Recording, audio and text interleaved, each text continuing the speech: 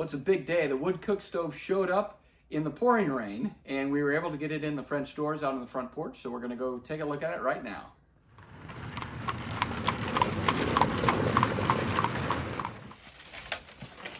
Oh, she's a beauty. Yeah, she is a beauty. A little bit wet. We actually had our neighbor come over with his skid steer. We loaded it from the semi to the back of my pickup truck. He took it from the pickup truck to these French doors. And there's about a 4-foot drop down there, so it was kind of tricky to get it back here, but we got it here, so I haven't even looked inside. So I'm gonna take a look here. I got the crating off. This is the firebox. Can you see this, Danielle? That's the firebox there, with reflective panels here for heat, and then it's surrounded by a water jacket. I gotta figure out what that is. And then, this is not a huge oven, but this is the oven here. So you can cook some loaves of bread, some pies. Got a couple trays there. You could get a lasagna thing in there. Yeah, you can get Maybe two casserole dishes and stuff in there. Looking forward to that. So this is the Rizzoli LT90, and the reason we ordered this came all the way from Italy. See that, made in Italy? In fact, I love the little inspector's card here. Everything's in Italian. So, but Anna Maria was our inspector, so I'm pretty happy with what she sent.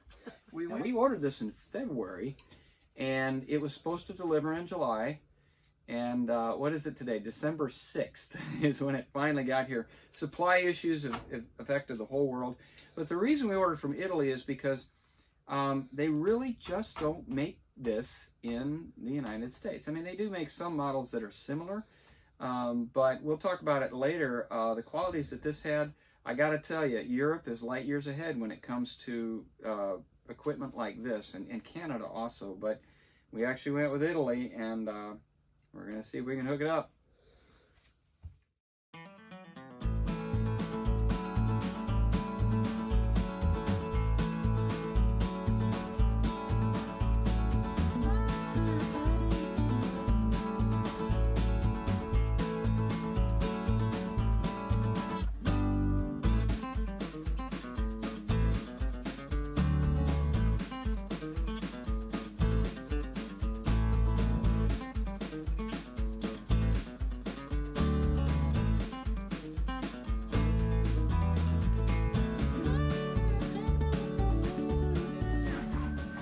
Well, we did it. Go ahead and pull that through. I will say that these legs on the stove are very, very, very flimsy. You know, this is a 660, 670 pounds, and they've got these little 1/4-inch feet on them. So I'm not real happy with those, but we managed to get it on there. I was able to bend this one back, and then this pallet that we got it on, it's kind of weak too. We dented the side there, but it's in place now, so it's not moving. Well, here we are. It's a race against time. The plumbers are downstairs trying to get the stuff all set up, and we're getting the stove peeled off and ready to go. And it's really difficult because this is an Italian manual, and the translation's a little rough. I'm going to read directly from the manual here. For example, to cook the spineless person biscuits in a correct way. I'm not sure what a spineless person biscuit is. So if there's any Italians out there, if you can let me know what a spineless person biscuit is, I'd appreciate it, because I want to be able to cook them. Well, I can't talk too loud. It's 1 o'clock in the morning. The kids are all in bed. It's like -4 outside, and we can finally start the stove for the first time, and hopefully it'll work. We got the reservoir full of water. We got the pumps working. Let's see what happens here. Fully open. Key out.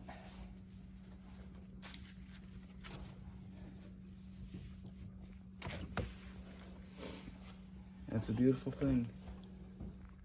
Well, as you can see around me, we don't have a full kitchen yet, but we do have a wood cook stove now, and we can cook on it. So let's go through the particulars of the stove part by part to show you how this works. First of all, we have the firebox here. Obviously, is where the fire burns. We have an air control here that controls how much air is going into the firebox. The oven is here with a thermometer on the glass. That's in Celsius, not Fahrenheit. And a little drawer inside and grates. Down below we have a drawer. This is for storage of cleaning supplies and different things. The manual is down there, but it's not really a warming drawer. It's below the firebox. This rail is nice. As you can see, the stove is burning right now, and this is nice and cool, and it pretty much stays cool, except right above the oven. When you open the oven quite a bit, it gets a little warm. We have over here tools. This helps rake out the ashes in the firebox and in the ashtray down there. And then this is a clever little tool that helps me on my cooktop to go ahead and pull sections out. If any of you are familiar with a wood cook stove, you can operate pots and pans directly on the stove. But quite honestly, when this thing heats up, you don't really even need to go into the concentric rings if you don't want to. What this is real handy for is a really big pot of water. I'll pull out a bunch of rings and I can get 3 gallons of water boiling pretty fast on this, faster than my propane stove. So that's a great feature there. Now what I'd like to do is walk around the backside and take a look at the hydronic system. This has a water jacket around the firebox, and it actually heats water for our floor downstairs. Well, we wanted to get this video out of the way because eventually this is going to have a wall around it. You won't see any of this, and this is really the functioning part of this stove. First, I'll start down here. This is the air intake. We have elected to take air from the outside of the house. It goes under through the floor joist and to the outside. That keeps the from creating a negative pressure in the house. So it's a little more efficient that way. This is the chimney. Now, as you can see right here, I could run that chimney out the backside, do a 90-degree and go straight up. It gives me a little bit more cooktop space. But the chimney straight out the top gives you better draft. I really didn't need a bunch of cooktop space, so I went with the better draft option. And it works great for this room. Now this is a jumbled mess, or it looks so. But let me just briefly go through what we're looking at here.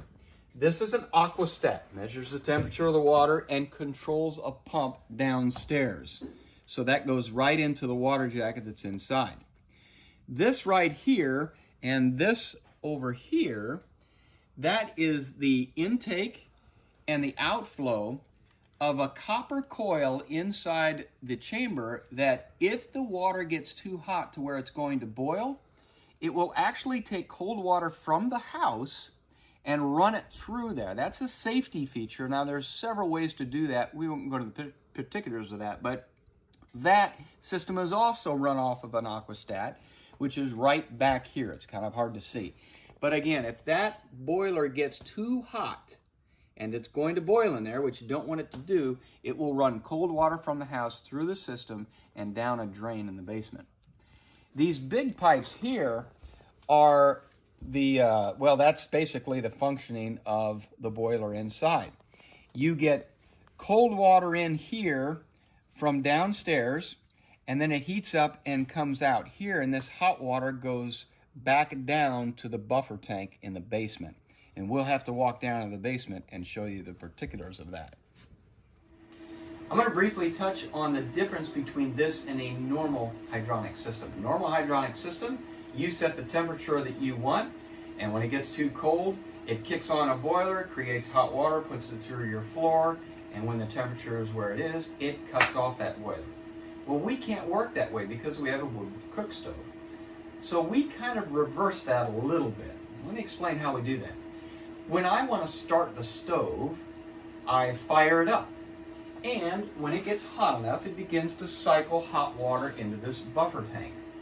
Then I come and turn this pump on to heat the floor. Because this system cannot start and stop the fire upstairs. I have to do that. One of the things we talked about upstairs was the cooling loop, the safety feature of this. That aquastat is actually attached to this right here. And if the water gets too hot, it opens up that cold house water that goes through the piping, comes down here. It's controlled by a solenoid here. If it gets too hot, it opens up, the water flows, and it goes right into that drain. Now this system is not designed to work on a regular basis. It's designed as a backup plan. If it actuates, you're doing something wrong. We tested it when we installed the stove, and it actually went off once before we got it full automated, but now I hope it never goes off again. But if it does, it's not going to cause any damage. This is hooked to the aquastat that looks at the temperature of the water in the boiler and controls when this pump turns on and turns off. The importance of that is this. You do not want cold water in that boiler. You want hot water in there, because if it's too cold, it can cause condensation, acidification, and a lot of soot buildup inside the burn box. You want it to be hot. So it will not turn this pump on until it hits 160 degrees Fahrenheit. In fact, we're getting there right now. You'll hear this thing kick on as we're talking. And this aquastat just hit 160 degrees, so now it has turned this pump on. So now that this pump is on, water is being pumped out of the buffer tank and taken up to the stove. And that's the cold water inlet that I showed on the bottom of the stove. It heats up there and it comes out of the top of the stove, and this is the hot water that's coming out of the stove and into the buffer tank. So now I have a closed loop system of water getting hotter and hotter and hotter in here. Now that I have 40 gallons of hot water in here that's continuously being heated by the boiler, I'm going to take it out of there with this pump. And if you follow me down, if you're interested in the particulars of the tubing and how that was installed, in the description below we have a video about this hydronic system. So we won't go into the particulars here.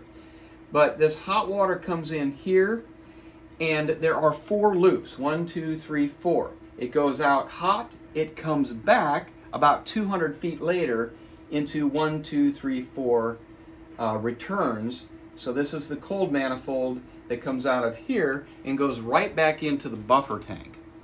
So it loses its heat. It'll usually go in around 115 degrees here and come out about 20 degrees lower here, and you can monitor those temperatures as it goes in and out. It hasn't been started yet, so it's all cooled off right now. But when it starts running, you'll see that it loses its heat as it goes through that system.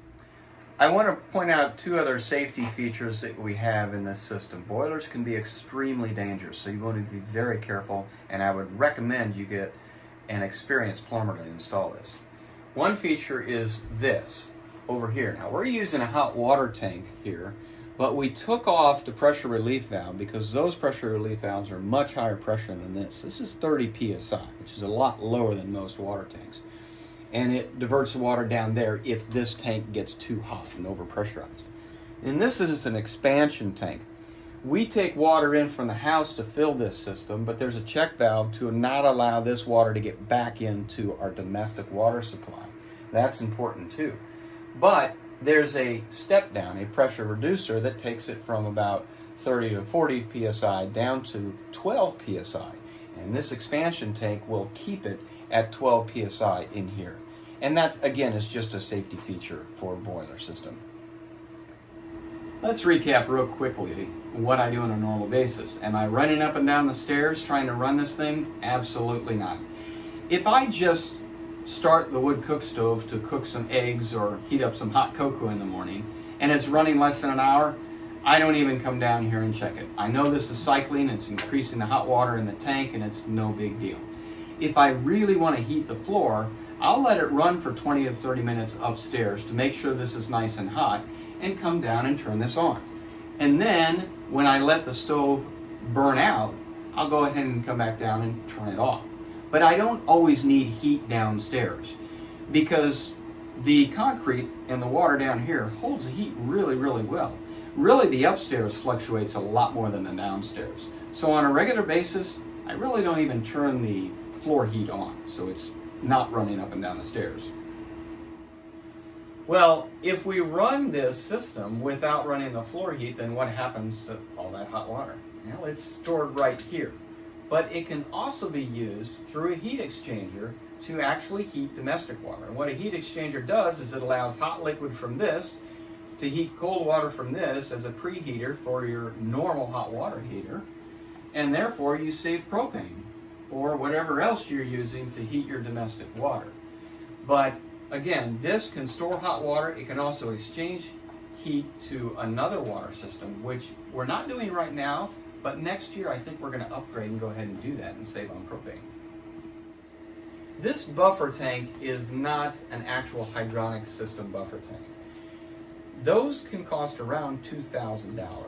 I actually got on Marketplace, and this was an unused, still in the box water heater for $150 that was sitting in somebody's warehouse. I just pulled all the guts out of it and we used it. Now, that saved us quite a bit of money, but I do want to caution you, don't get a used hot water heater. The possibility of sediment or a leak just is not worth the cost savings. So before we head back upstairs, I want to point out that this system can be configured in many different ways.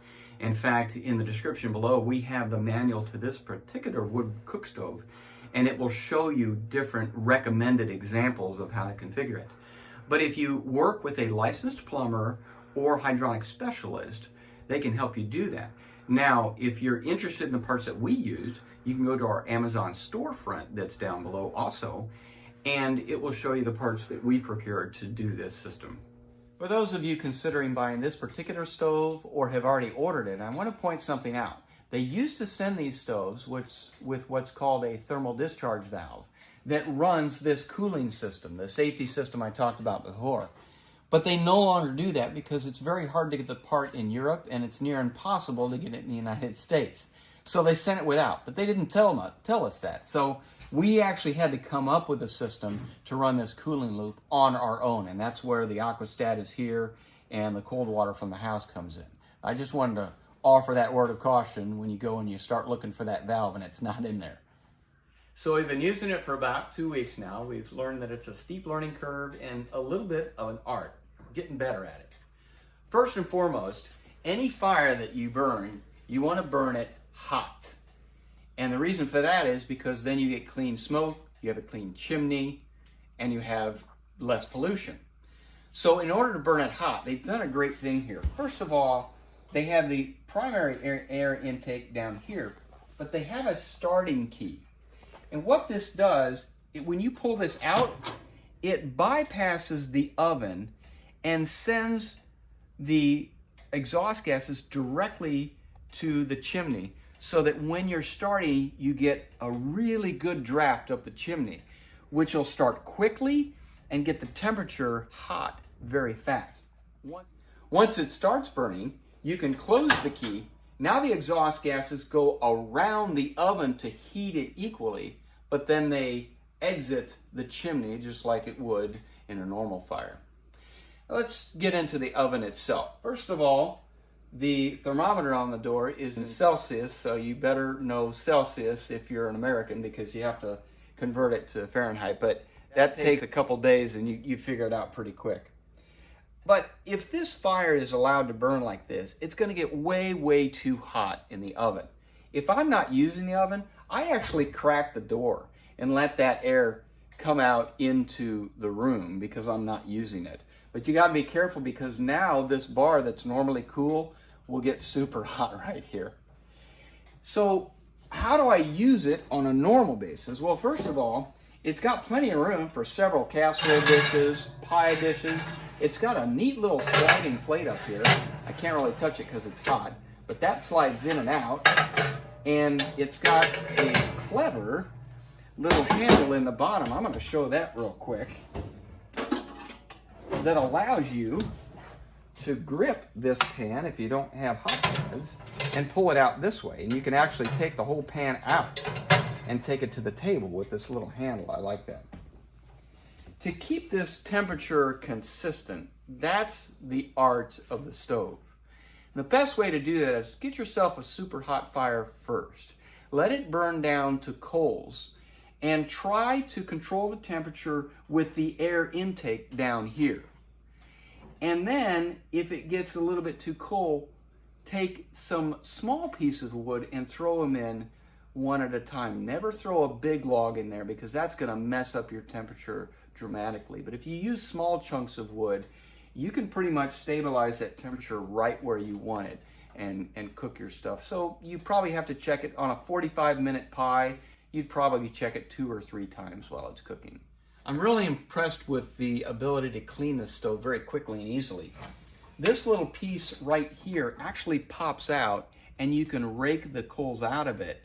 And anything that falls down into the ashtray down here, the ashtray can be pulled out and emptied. But one word of caution, especially if you're going to get this stove.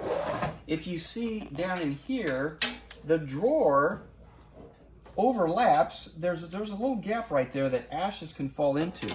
Definitely don't want any flammable things in that drawer. And in fact, I got tired of cleaning it out, and you can see how dirty it is down there. So I keep my cleaning supplies over here, but over here, I would have to clean that out every single day. So not a great design. They should have had some sort of lip there to protect the ashes from falling into that drawer. But one thing you want to keep in mind is don't put anything flammable down there, because it will catch fire if you knock a coal in there.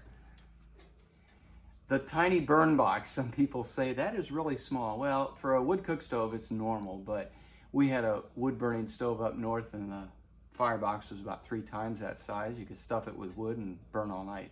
But the great thing is you don't need to burn this thing all night. You just need to burn it for short periods of time, so the small box is actually a benefit. How much do we have to load it? The manufacturer says it burns about an hour of wood, and we found that's true for softwoods and the lighter woods. The more dense woods like white oak and hickory that we have around here, it'll burn around 2 hours before it totally goes out. But when we're using it, we start it up in the morning, we cook our breakfast, we let it burn out, and then maybe at night we'll start it up again. So generally twice a day we're loading this, 2 or 3 times a day we'll be loading the box. Even on the very, very cold day, I think we only loaded it 4 or 5 times during the day to get it hot enough to heat the house. So the firebox is plenty big for what we use it for.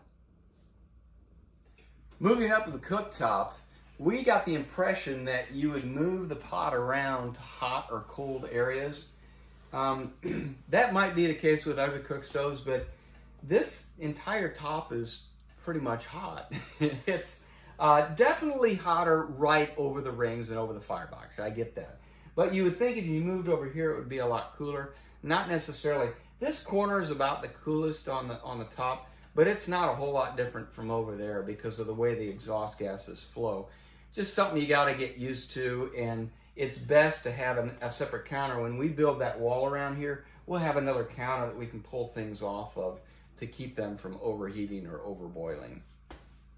For an added cost, we selected the soapstone sides, and it's not just for looks, although it does look very nice. Also, this soapstone absorbs and radiates heat a lot slower than the iron, and so as you can see, this has been running, I think this has been running over an hour, and it's pretty hot in there, but I can still touch it. I mean, it's warm, but it's safe to touch it.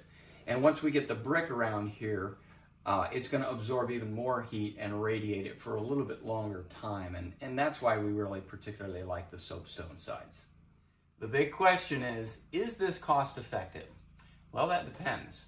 If you already have a house that's built and you already have an HVAC system in it, well, maybe not as cost effective as it is for us, because this is a brand new build and this is our only heating system besides the passive solar.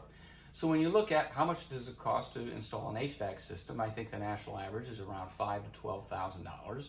Well, then absolutely this is worth it, because once it's installed, it will run for years and years and years on wood, and we have 50 acres of woodland here. We have free wood. We're not paying for electricity. We're just using this. So yes, it's absolutely cost effective if it's your primary heat source and your primary cooking, which it is for us. Based on calculations, and I'm an engineer, but my wife sometimes questions whether I did the calculations right, I was pretty confident this would heat our house. This is 2,000 square feet, and it absolutely does a fantastic job. In fact, it could heat a much bigger house, depending on how it was designed. The fact is, 3/4 of this heat actually goes down to the basement floor through the water system, which is awesome because it gives a much more consistent heat throughout the house. To give you an example, around Christmas, we had this Arctic front come down here in the United States, and our temperature dipped as low as -7 degrees Fahrenheit. And that's not wind chill, that's actually temperature. So -7 was the low, and during the days, for about 3 days, it was single digits Fahrenheit during the day. We did not run this continuously. We did not run it at night, and in fact, during the day even, we turned it off on Christmas Day. It was 9 degrees outside, and it was 77 degrees in here. So it got a little bit hot, and we had to open a window. This is a workhorse, and again, it distributes that heat so well that we have no problem heating this home on even the very coldest days here. Well, Danielle's bright idea of having the stove running while we did this video was nice, but it ran a little long with all the clips we took, and now the house is 73 degrees, and the water going into the floor is 170 degrees. So if the kids got up to go to the bathroom in the middle of the night, it might be hot foot to the toilet. So we need to wrap this up and let this thing burn out. I'll tell you what, we were a little bit nervous about spending this much money on this, but we now have absolutely no regrets. It surpasses every expectation that we had, and we absolutely love it. Well, if you haven't subscribed yet, please do so. And if you have, leave a comment. We love the comments, and it helps others as they watch this because you ask questions, we answer them, and everybody learns. We'll see you next week.